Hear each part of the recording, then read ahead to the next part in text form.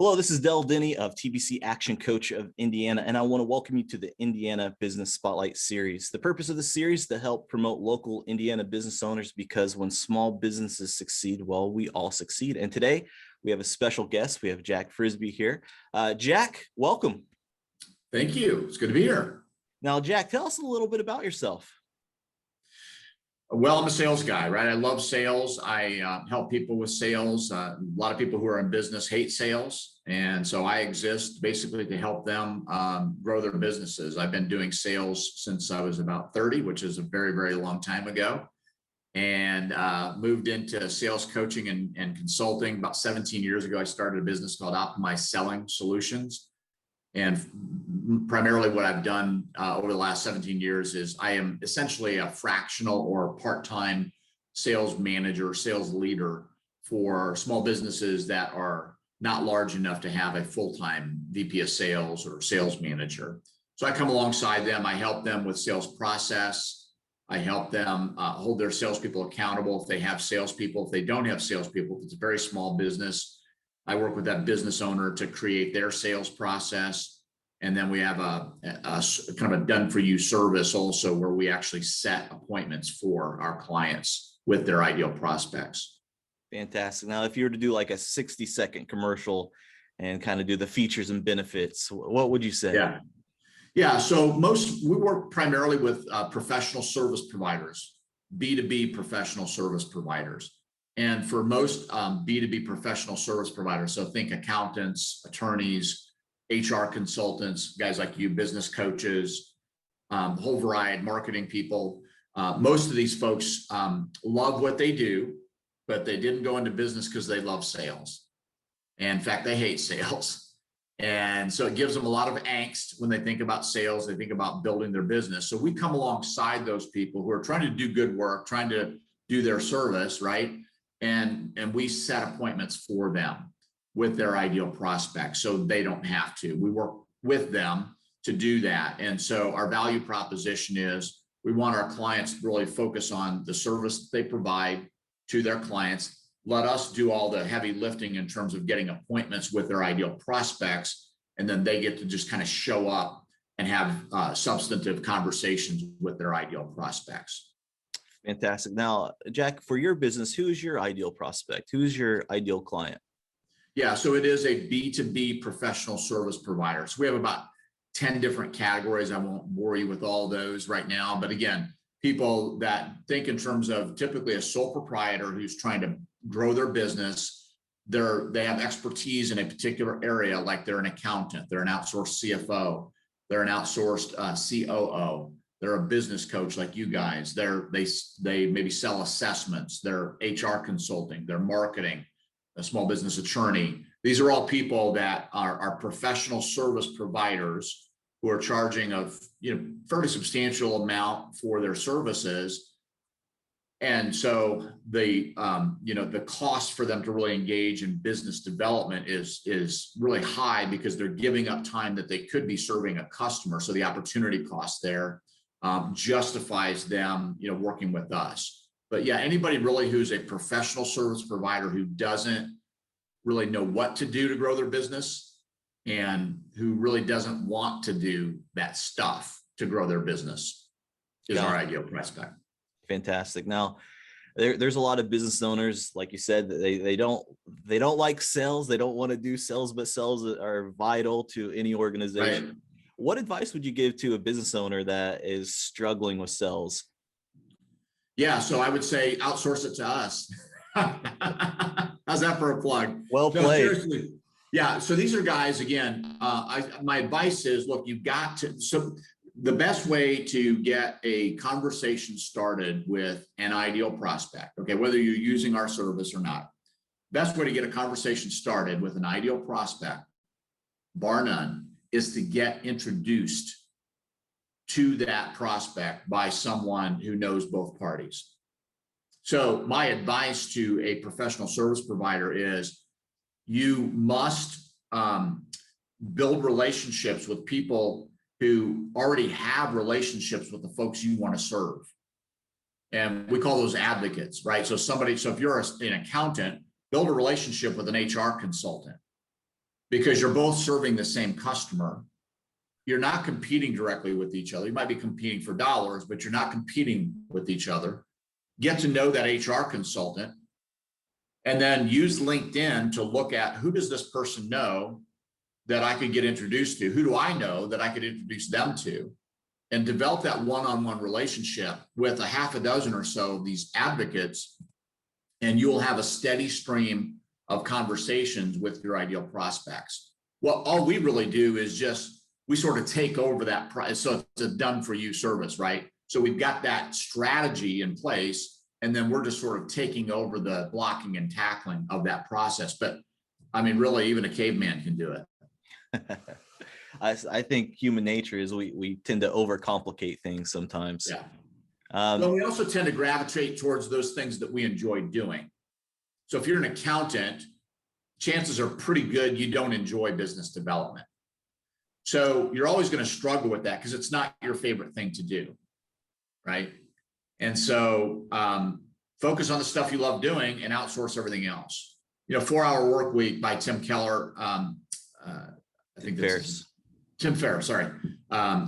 Is a good example of that. I was thinking of actually Gary Keller wrote the one thing, same sort of thing, right? It's like focus on what you do well and then outsource everything else. Perry Marshall wrote 80-20 sales and marketing, same principle. Focus on what you do well, focus on, potentially $1,000 an hour work and delegate everything that is $10 an hour work, so to speak. I love it. Jack, how Indiana Business Spotlight came about was because of the pandemic. Yeah. During the pandemic, what happened to your business? Like, did it help it? Did it hurt it? Did you have to make any pivots with it? Yeah, it helped. And I think, Tim Campbell is a good example of this. I was talking to Tim the other day and I said, what percentage of your business is virtual? 100%. I'm like, wait, you're not physically meeting with people ever? And he's like, no. So that's a great example. Same thing happened with us. So, I've been using Zoom for probably 5 years before anybody knew what Zoom was. But in the last 16, 18 months, the reason why Zoom has exploded is because, or other tools like it, Teams with Microsoft, is because of people having to pivot. And one of the things, that significant discovery that I have seen is, for myself, even in my own business, is that conversations like this over Zoom are much, much more efficient than face-to-face. Now, I still love face-to-face meetings with people. I just got finished with having coffee with a guy face-to-face, right? But during the pandemic, you can't do that. And I would hear a lot of people complain about, oh my gosh, I don't know how to move conversations forward because I can't meet with people. I'm like, it's called Zoom, dude. Like, figure it out. Because obviously you and I have not met face to face, but I mean, we're getting to know each other through this conversation, and it's really pretty darn close to actually meeting face to face. So that's one of the big pivots I've seen. The other kind of outcropping of that is that, again, I'll use Tim as an example, is I think business coaches and accountants, again, all these people that we serve are finding that they're not confined to just doing business with people in their own backyard, so to speak, right? Mm-hmm. It doesn't matter if Tim's 100% virtual, it doesn't matter where his clients are located. They can be in France, right? It doesn't matter. And I think so. Same thing is true with accounting, like, QuickBooks Online, right? So your accountant, directs you to QuickBooks Online. And so you use that, and then your accountant works with that information online. It doesn't matter whether you're in the same geography. And I just think that business owners, business leaders who don't recognize that, I lead some roundtable groups for an organization called Truth at Work, Christian business owners. And even those groups, we met virtually during the pandemic. We didn't skip a beat. I bought a little device called a meeting owl that sits in the middle of the room, and it's got a 360-degree camera on it. And, it cost me $500, but on you go, right? It's like, okay, we can have some people in the room and some people virtual, and it's not as good as everybody being in the room, but, you just figure out, okay, this is the reality going forward. And so, I think that's a big thing I've seen. And I, quite frankly, I've seen people who aren't making that shift. They're just like, yeah, I don't like Zoom calls. I don't like, virtual. Okay, then your business is probably going to die. I mean, Yeah, for sure. We all have to learn how to change. Nobody right. likes change. I think, what's the joke? The only people that likes change are babies' diapers or something to that effect. Like nobody likes change, but that's a crucial part of business. You have to learn how to adapt and overcome. Yeah, Well, absolutely. Speaking of that, they say as a business owner, there's a great phrase, smart people learn from their mistakes. Wise people learn from the mistakes of others. Yeah. With other business owners that watch this, what advice would you give them from maybe your own lessons that you've learned? From mistakes made, basically. Yeah, like mistakes made. Yeah. So in our appointment setting service, I would say the biggest mistake that we made for a fair amount of time was thinking that we were in the appointment setting business. When what I discovered actually more recently is we're not in the appointment setting. Do we set appointments for our clients? Absolutely. But we're not in the appointment setting business. We are in the business building business for our clients. And that's a significant difference. I think oftentimes the mistake I've made, and I think a lot of people make, is that they focus on what they do and how they do it, rather than what is it that it's producing? What's the result? And so for me, it's like I think I have a more holistic view of our clients as these are real human beings who have struggles, who really struggle to grow their business, and frankly, who lay awake at night concerned that they might not make it, right? That they're going to have to go back and work for the man, when they don't want to do that. They want to do what they do, but they don't have the clients. And I think just, recognizing that the people that we work with they're holistic, right? They're real human beings. And again, I love Donald Miller's book, Building a Story Brand, talks about how, we're the guide, they're the hero of the story. And so, that for me, I think was a kind of a major shift to realize, like, my clients really don't give a rip about me. They give a rip about themselves and about their family and about their clients and about, their own success. My job is to just come alongside them and help them maybe do a little bit better what they're trying to do. And I think that for me has been a really important. So what it really boils down, I actually wrote a book a few years ago called Stop Selling, Start Serving. And it's based on a statement that Jesus made, which is whoever wants to be great among you must become a servant. And again, I think the problem that we run into a lot of times in business is that we're just like selling, pitching, right?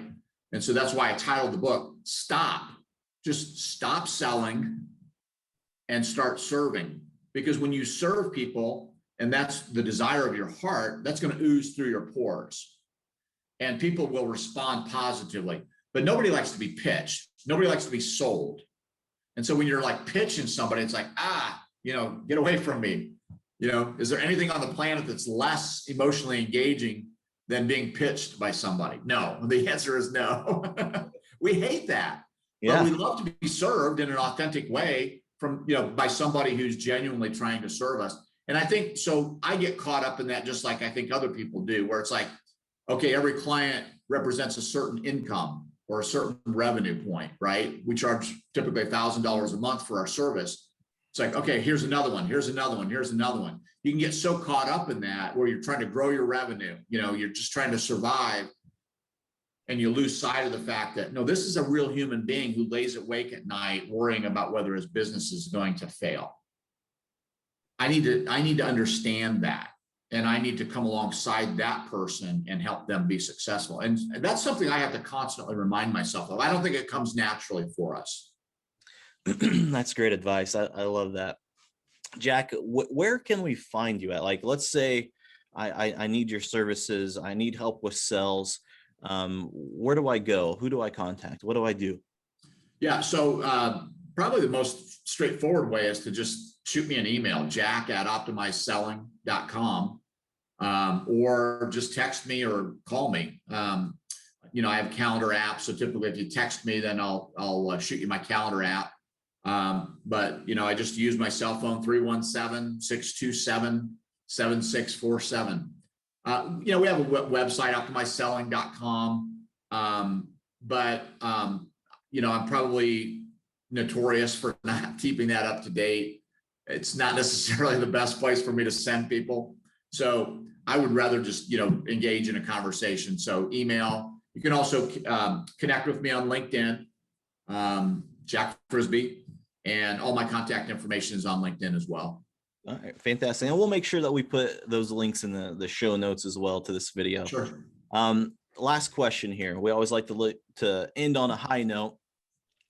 Jack, what's the most inspiring thing happening right now for you today? Gosh, the most inspiring thing that's happening for me right now.